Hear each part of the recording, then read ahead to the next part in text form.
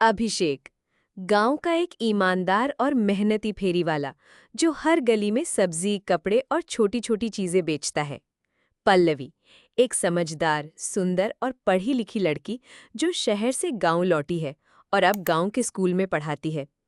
सुबह की हल्की धूप में एक आवाज गूंजी, आलू प्याज ले लो, कपड़े सस्ते ले लो। ये आवाज थी अभिषेक की, जो पूरे गांव में अपनी फेरी लगाता था। हर किसी से हंसकर बात करता, सबका हाल पूछता, लेकिन उसके चेहरे की मासूमियत अलग ही थी। एक दिन वो स्कूल के सामने से गुजर रहा था, तभी उसकी नजर पड़ी पल्लवी पर। नीली साड़ी, आंखों में आत्मविश्वास और चेहरे पर तेज। वो बच्चों को पढ़ा रही थी। अभिषेक एक पल को ठहर गया। कुछ दिनों बाद जब पल्लवी उससे सब्जी लेने आई तो उसने मुस्कुराकर पूछा, हर दिन इतना घूमते हो, थकते नहीं? अभिषेक बोला, थकता हूं, लेकिन जब कोई हंसकर बात कर ले तो थकान उड़ जाती है। उसके सरल जवाब ने पल्लवी को सोचने पर मजबूर कर दिया।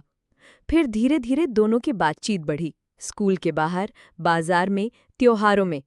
अभिषेक दिल का साफ था, पढ़ा लिखा नहीं था, लेकिन उसकी बातें, उसकी ईमानदारी पल्लवी को भा गई।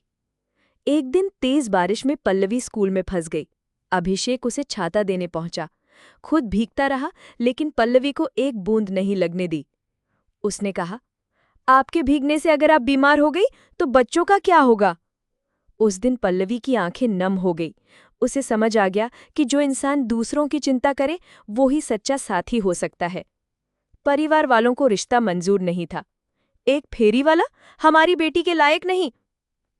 लेकिन पल्लवी ने डट कर कहा, जिसे सब कुछ पाने के बाद भी घमंड नहीं और कुछ न होते हुए भी दिल बड़ा है, वो इंसान मेरे लायक है। फिर पूरे गांव में धूमधाम से हुई अभिषेक और पल्लवी की शादी।